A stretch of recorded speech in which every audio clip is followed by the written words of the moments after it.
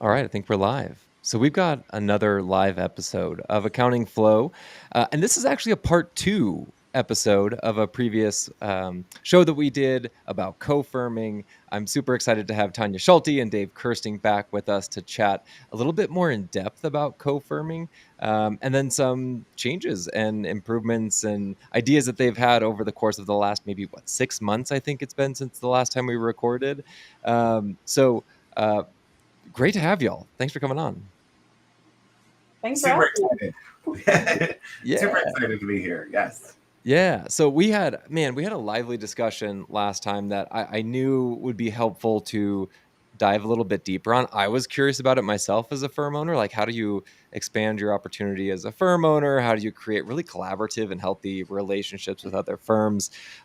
Maybe we start by just giving a little bit of context of where we previously discussed about what co-firming is and how to expand on that, and then we can move forward. Tonya, do you want to jump in there? Yeah, sure. So, how Dave and I envision co-firming, we have always been a part of a really great group called Roundtable Labs, where there's a lot of collaborative environment going on in there, right? And so, there's a lot of sharing of workflows. There's a lot of sharing of client referrals. There's just a lot of collaboration that happens as a part of that community. But Dave, how long ago? Like three months ago? Um, 3 months ago, 3 years ago. Sorry, I got totally distracted. Um, about 3 years ago, we came together and said, "Hey, Dave had a need at his firm. I had a need at my firm. He needed to kind of grow his firm. He was looking to be able to hire a particular person and expand his capacity, but he was at that like weird tipping point where you can't quite hire, but you need to hire. Yeah. I had capacity issues where we had taken on more work than we were going to be able to accomplish, and so to solve each other's problems. One of the things I'm learning about value propositions and how the whole world works in the area of value propositions is we all get paid to solve one another's problems, right? Yes. And so to solve a problem Dave had, to solve a problem that Tanya had, we just said, hey, what at first we really were kind of looking at like, what if I just subbed this work out to you for a few months? Yeah. And so we did that. I subbed some work out to him for a few months. And as we dove into it, Dave was like, I love the way you're doing this. I'd like for my team to learn that. Hey, I can help you out here because I recognize something that you're doing that you could be charging more for. And I was like, Mm.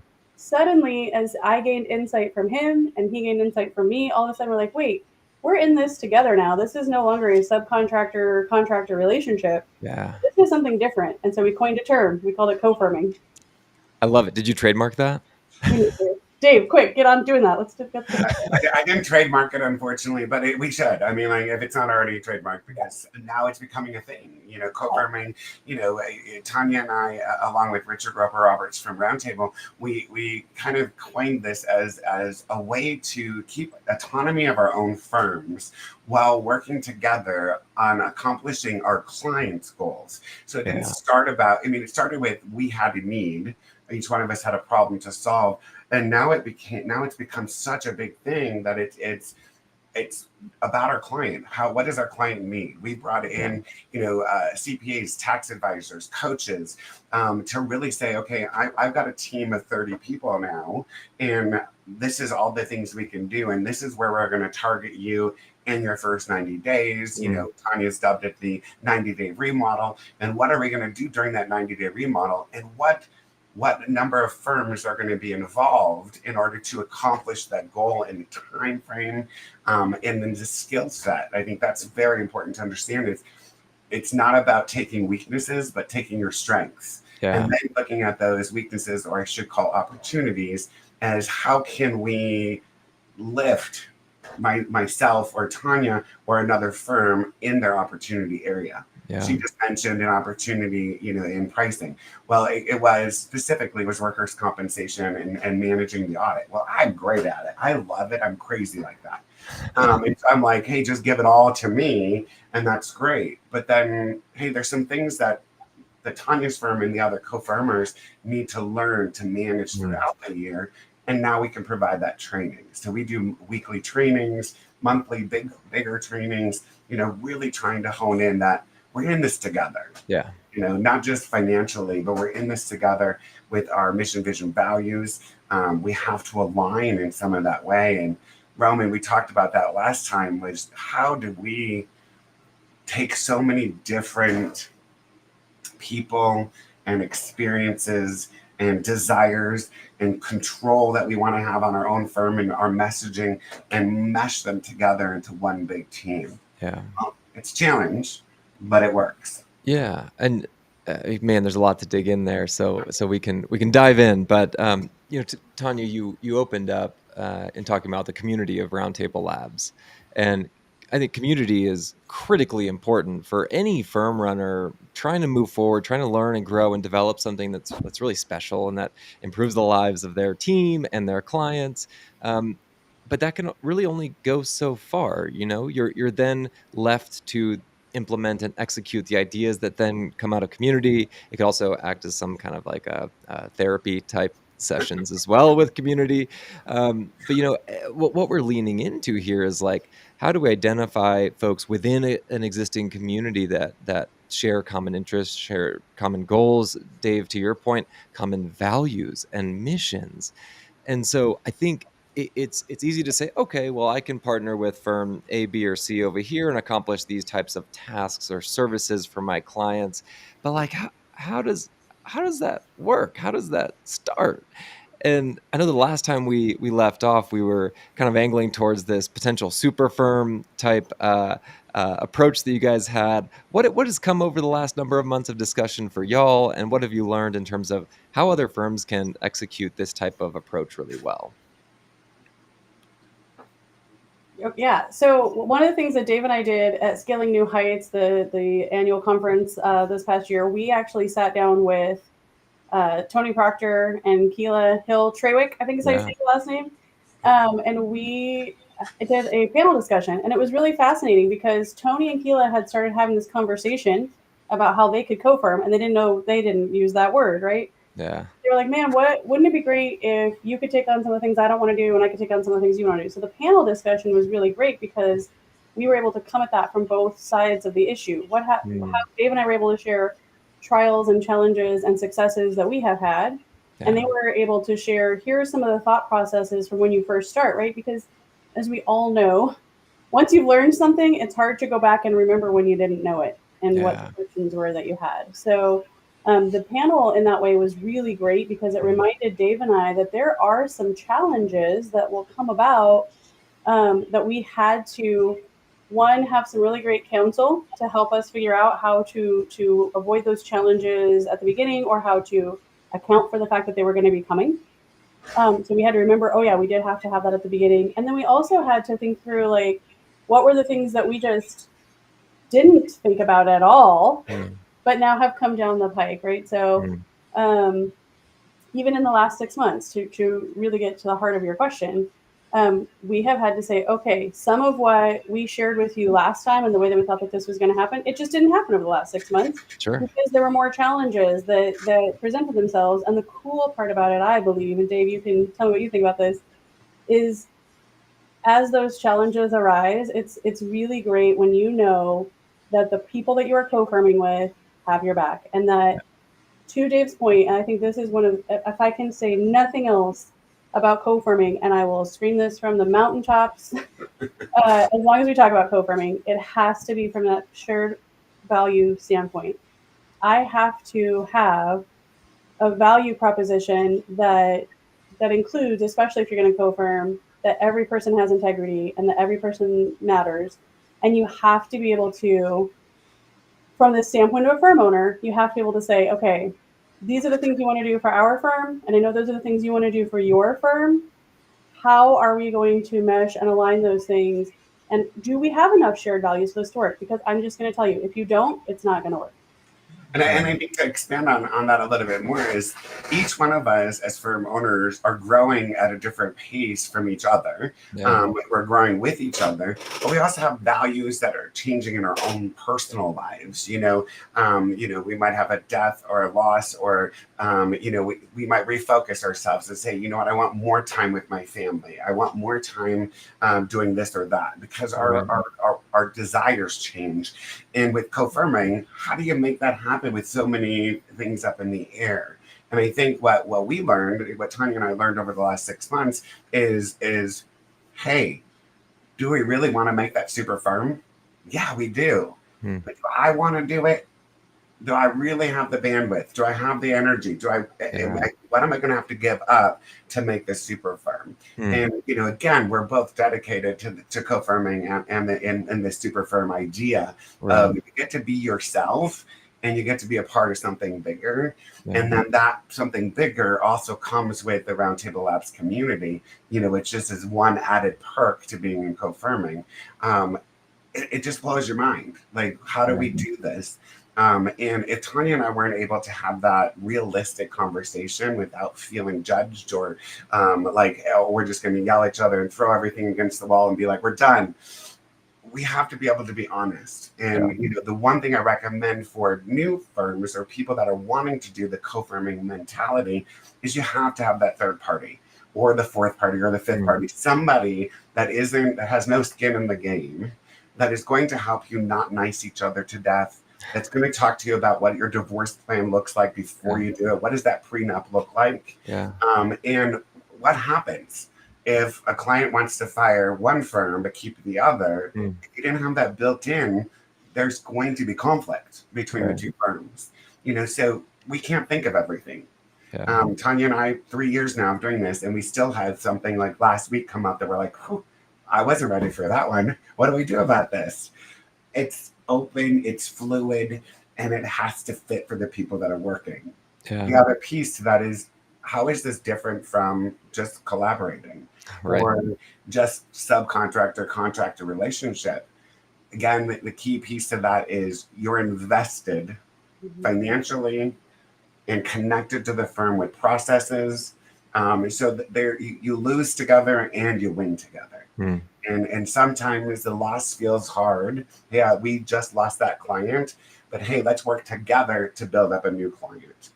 Or hey, let me help you get some extra work because of that loss. So it really is a community. Yeah. And so a couple of points to hone in on there. One, you talked about like identifying who you want to be when you grow up. And I feel like that's a constant question that I ask myself, like where do I want to be personally? Where does it make sense for the firm to get? Because it's really fun to have these like lofty growth goals, but then you kind of sit back and you're like, well, do I actually want what comes with that next step? And so to align with people that are marching in the same direction and also giving grace to folks that may have changes in their life and things happening is so critically important. Yeah. Now, you mentioned a situation where like you are financially invested, you have agreements, you have a third party, an arbiter, a mentor, a coach that's helping cement the relationship together. So, in what you all have observed, like how does that come together financially if it's not just a, contractor sub type relationship? What does, broad strokes, a financial commitment look like within the context of co-firming? Yeah, one of the first things that we identified early on was it's just like any other firm. You do still have to have scalable, repeatable process, right? Right. Like you can't just throw that out the window because one firm wants to use a specific workflow management software and the other one wants to use a different one, or because one firm does, I close the month this way. How do you close the month? Well, it doesn't really matter. Well, it does matter because you have to have quality control, right? And so early on, we said there's got to be some administrative costs that go into this. Hmm. And one of the bigger pieces of that is that we actually have a quality assurance manager who handles quality assurance across the co-firmers so that the consistency of work stays the same across all co-firms. And so part of that financial commitment is that everybody who wants to come in and co-firm has to agree that besides the agreement we make on what each client's pricing is going to be and who's going to take what split of that, off the top of that has to go some back to cover those administrative costs. So that's a big piece of it. The other side of it is like Dave was talking about, one of the things that we are actively talking about doing is like, and we're just beginning to talk about this because even up through now, it's been like, well, you're doing your marketing and I'm doing my marketing. But now we're like, wait, what if we harnessed the power of this number of firms, which is now larger than when we talked last time? Yeah. And we all did some marketing that capitalizes on what the other firms are doing, right? So that's another form of investment in not only Mhm. financial, but like time. Because now we have to sit Yeah. and talk about that. Like, is everyone on the same page about what that marketing would look like? And is everybody invested in carrying out this marketing strategy and plan that we're all going to put together? So Yeah, there's a lot to it, Dave. I know you have more thoughts on that too. Oh, you know I do. I mean, I could talk for days about co-firming, especially with Tonya, because we have so much fun and excitement around what we do. You know, Yeah. so when we're talking about the marketing, it's about identifying, what is our ideal client for each firm, but then Mhm. what's our ideal client as a co-firming power firm? Right. That larger firm, what is it? What is it targeting? And are we having a message? Why do people want to come to us as a co-firming unit versus not? And Tonya talks a lot about what does success look like, and we don't know because all of us have a different version of what success looks like. I'm excited that I get to come on this show today. I'm excited. That to me was super successful. Tanya gets to do this stuff all the time. So she's like, but That is not true, Roman. but it's about having fun. But it's having that identification, knowing what we're going to be doing. And then again, how do we implement it? And who's going to be there to give the opposition? Who's going to be there to challenge a decision we're making? And the way that Tonya and I did it is we have an executive team, so the three owners of the power firm, and then we have a council. And the council is built up of some of the co-firmers. And we bring the questions to them and we say, hey, we are using Financial Sense. That is what we're using as our workflow software. Now let's decide how we're going to create a month-end close as multiple firms.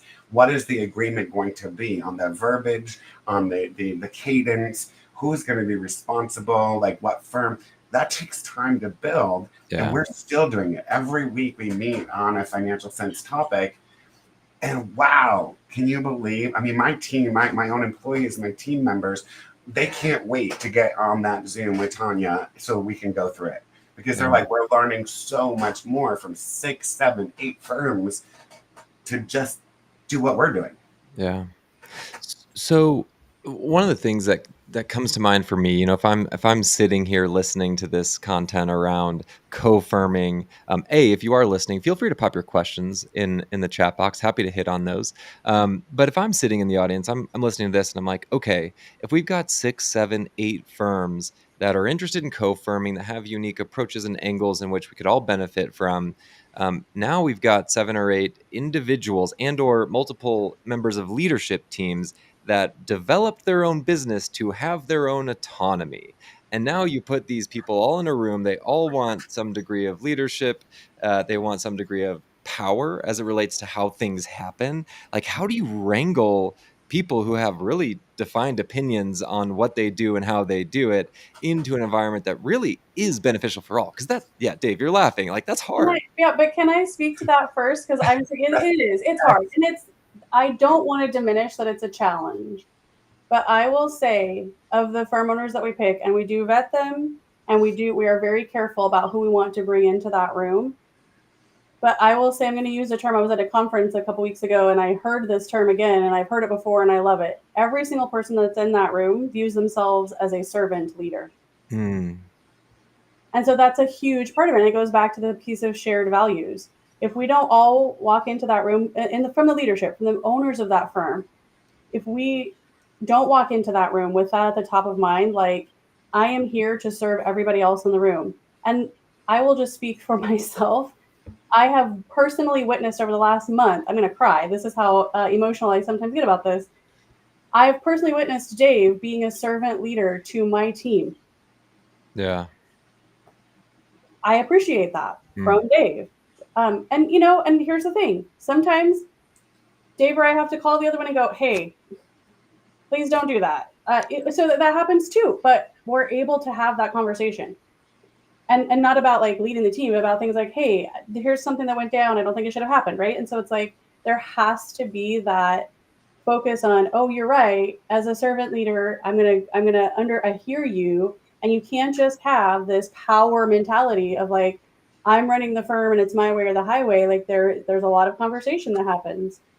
It sounds like the key factor there is humility, like having the ability to swallow your pride and to serve one another. That's super cool. Go ahead, Dave. And that's what I was going to say. This isn't a dictatorship, and it can't be. We as owners of the power firm, we have to express the same thing to all of our co-firmers. That we're reaching out to you in council because we want we want to hear what you have to say. We want to take it in. Yes, we're going to make the final decision, but at the same time, we're really active with our teams and with the other leaders because we want to know. We're not the experts. We're it's like you say, when you're on a main stage and you're presenting, you're just there presenting.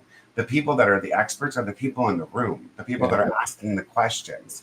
And but us having that mentality that I don't need to be power hungry and this is my way, we're going to do it this way.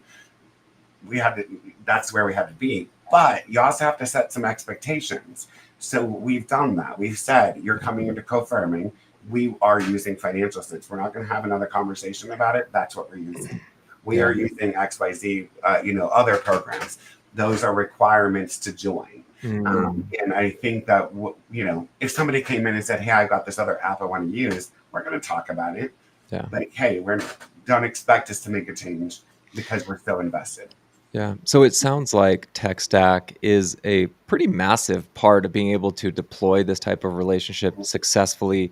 Of course, workflow management software like Financial Sense or maybe communication tools like Slack, like it's kind of imperative that all the firms are utilizing a very similar tech stack. Are there other elements, maybe more tactical things similar to tech stack that you would look at and say, this is a must have if we want to engage in this type of co-firming relationship? Understanding, quality control, understanding of contracts. Tonya and I work together a lot on what is the contract the customer going to say. Yeah. Like there's some things that like Tonya would say this word and I would say that word. And so it's about being strategic, but also understanding why am I saying don't say that about workers' compensation because I'm the one doing it, and I know what we can and cannot do. Yeah. It's that collaboration piece. Yeah, that brings up an interesting point of risk. When you jump into this relationship, how do you manage the risk? Who actually owns the risk at the end of the day for the relationship with the client? Because if you say it's at the co-firming, maybe a different entity, super firm level, like that's still participatory by every single person, and not every co-firm may actually be touching that client. So how do you manage that? It's still in process. We're still having conversations with lawyers. And honestly, it's been funny to have those conversations sometimes. Like Yeah. some of the lawyers are like, wait, you guys are trying to do what? Like, because it's such a new concept, there are moments where they're like, how does this work? One of the lawyers actually at one moment was like, oh, it's like when lawyers are co-chairing. Like he kind of started to get it, right? And so there's moments where, but they're still kind of trying to dive in and understand what that is on the legal side. And the other side is right now, currently, because we haven't as yet created that separate entity and become the super firm in legal sense. Right now, it's still being treated as a contractor subcontractor relationship. So I'm Sure. still collecting certificates of insurance from every co-firmer, and all the contracts are still being owned by the profit contractor. Yeah. That's what's happening right now. But so to answer your question, we're still trying to understand how it will happen from a super standpoint. But how it can happen and does is we still treat it in a legal sense as I own the contract and Dave's my sub for now. Yeah, and vice versa. There's contracts that my firm holds that Tonya's the sub or one of the others. And I think that there's this super firm that the concept of it, she's working on the legal side, I'm working on the insurance side. Insurance, it's covered, and it covers all of the people that are working inside of it. So how does that get paid? That's going to be a shared expense as well. Or not? Is that part of doing business? So we've got some things to work on when we're looking at this super firm concept. But a lot of it is think of mergers and acquisitions. Think of oh my gosh, I just lost the word. Just a different way of how firms are processing. Yeah. And who is responsible. The end game is whatever firm signed the contract with the client is ultimately responsible for everything that comes out for that client.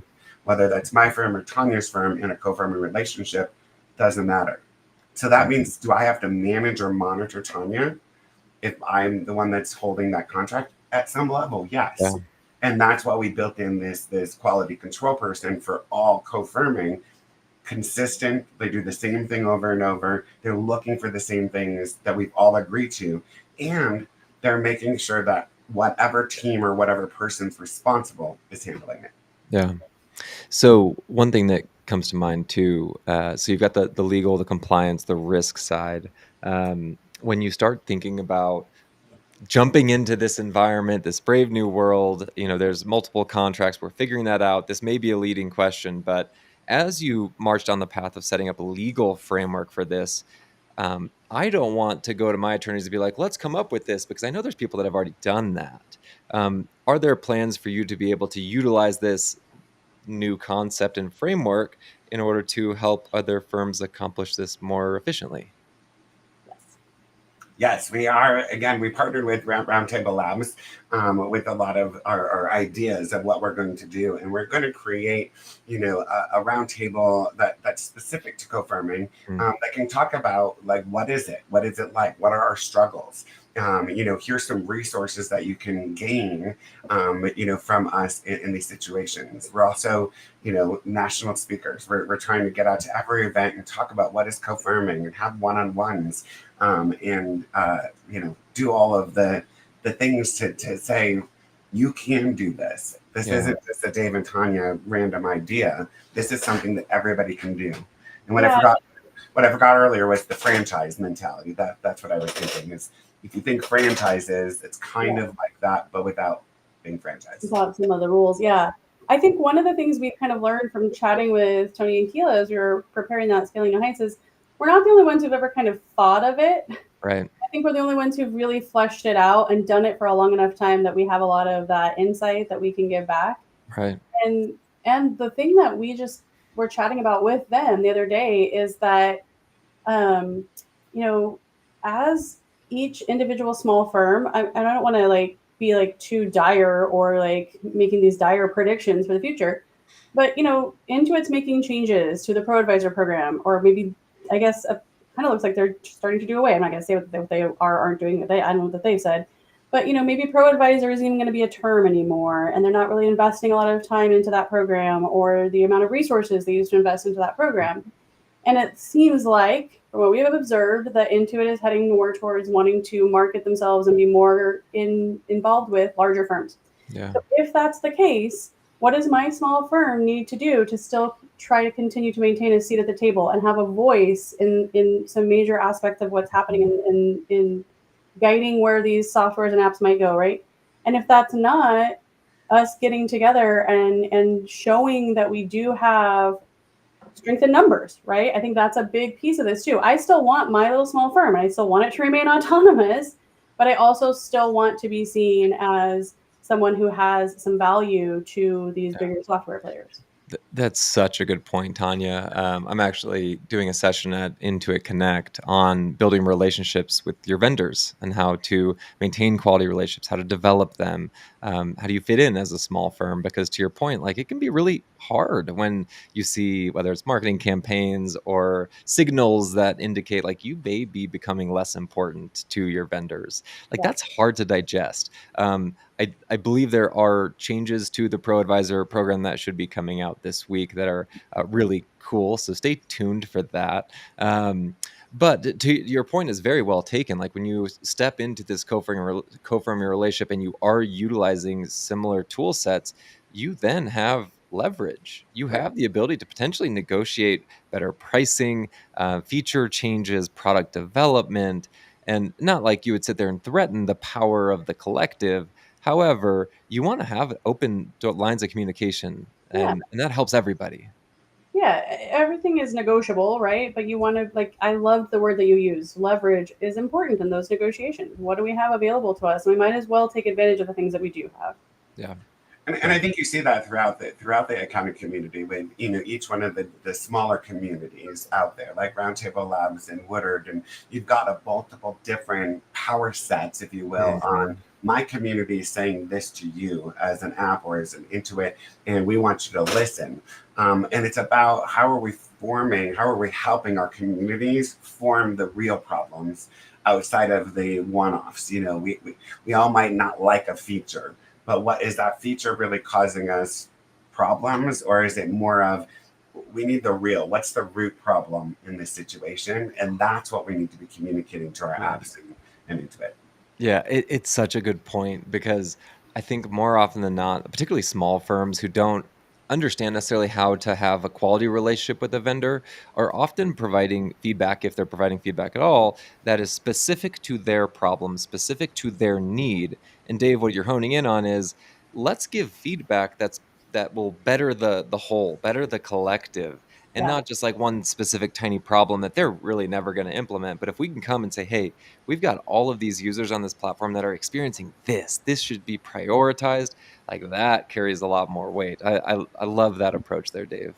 Yeah, and it's about communicating. Where do you tell that information to? So, somebody asked me, a question about in Intuit, if you're doing the product feedback, you click the feedback button and you put in, I hate that I can't do this. Hmm. It's not going anywhere. I mean, somebody's going to see it in 3 years from now. But if you are very formatted on, here's the problem, here's what I think would be better, here's some generalized solutions, you give them more data. The more data you give them, the easier it is for them to say, this is doable and this is really easy and fast.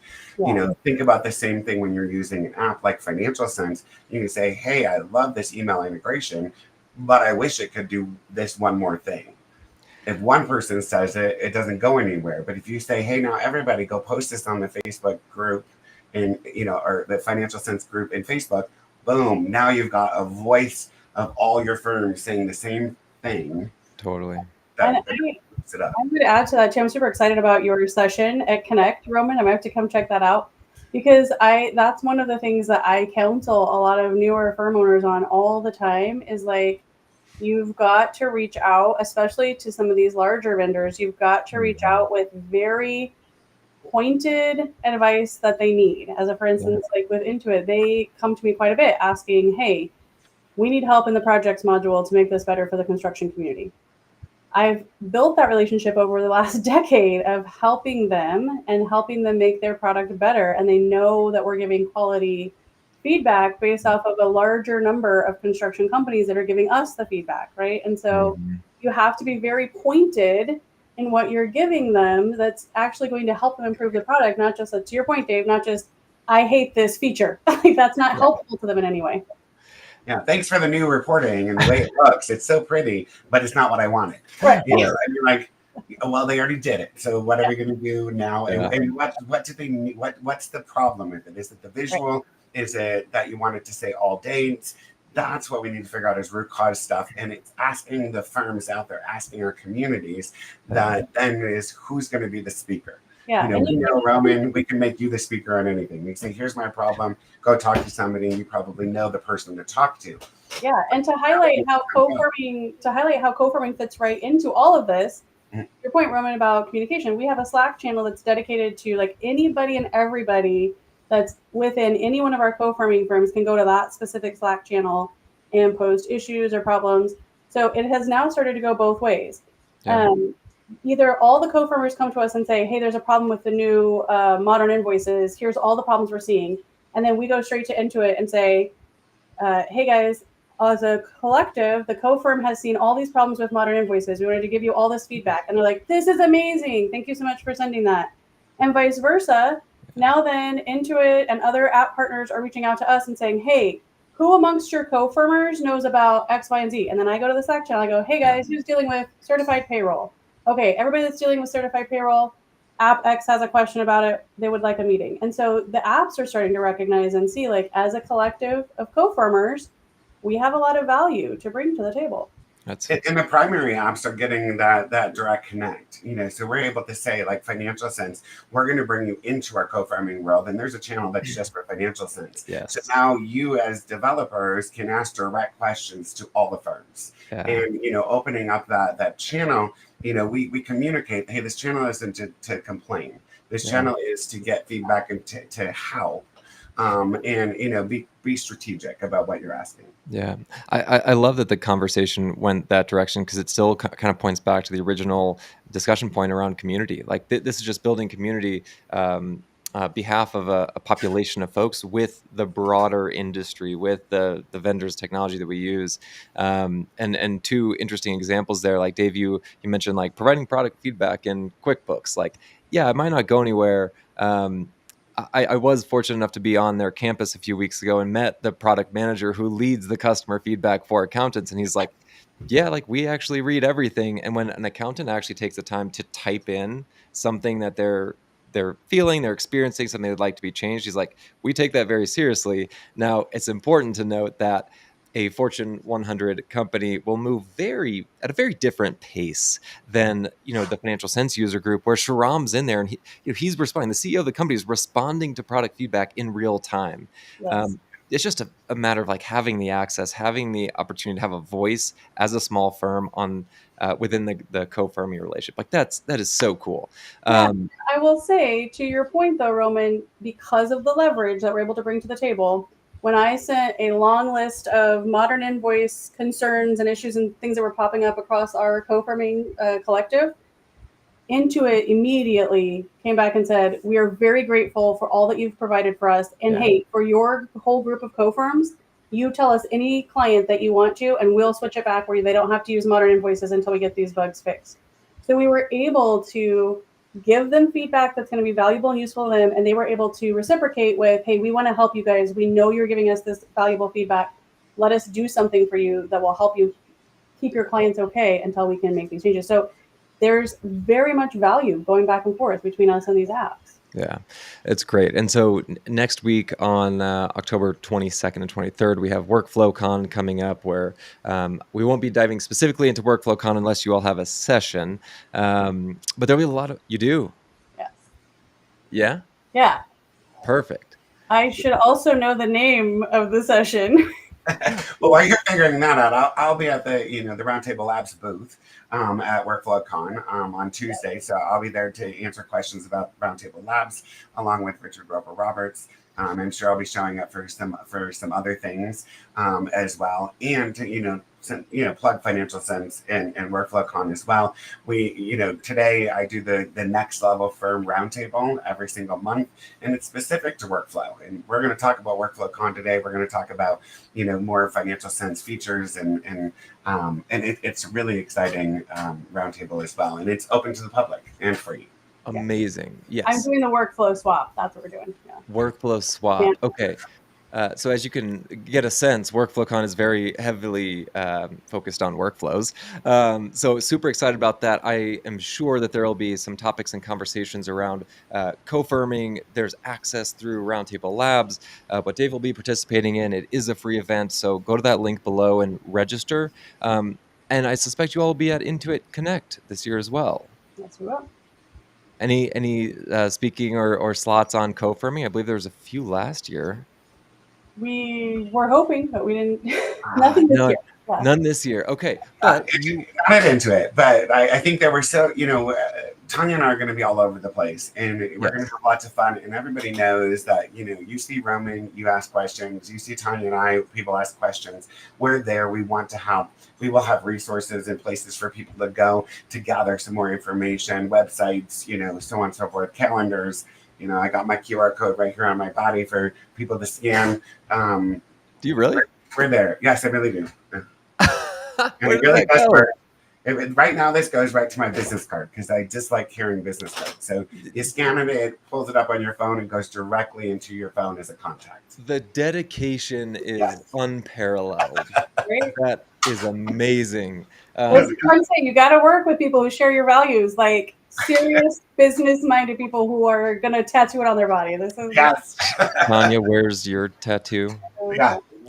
We'll get you one of those temporaries. Yeah. Yeah, that's actually a great idea. Get temporary tattoos for events and scan them. I love that. It works. So you can find Tanya and Dave at WorkflowCon.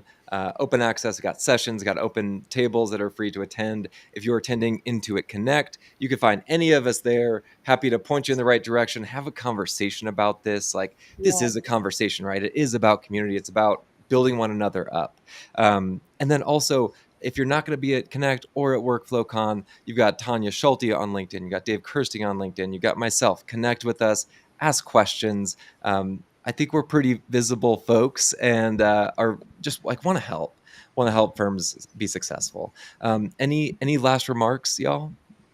Thank you so much for asking us to do this again, Roman. I think it's as Dave and I have talked about. It's a process, just like everything else. It's continuous improvement, and I feel like even since last time we talked, there have been so many great and wonderful aspects to what we've been able to grow into that have happened because of co-firming.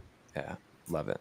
I agree, and I think that everybody just needs to remember that community is what you need, community is what you want, and for those of us that have an opportunity to be in a leadership or in an influencer position, our goal is to pay forward. Our goal is because we want to help you.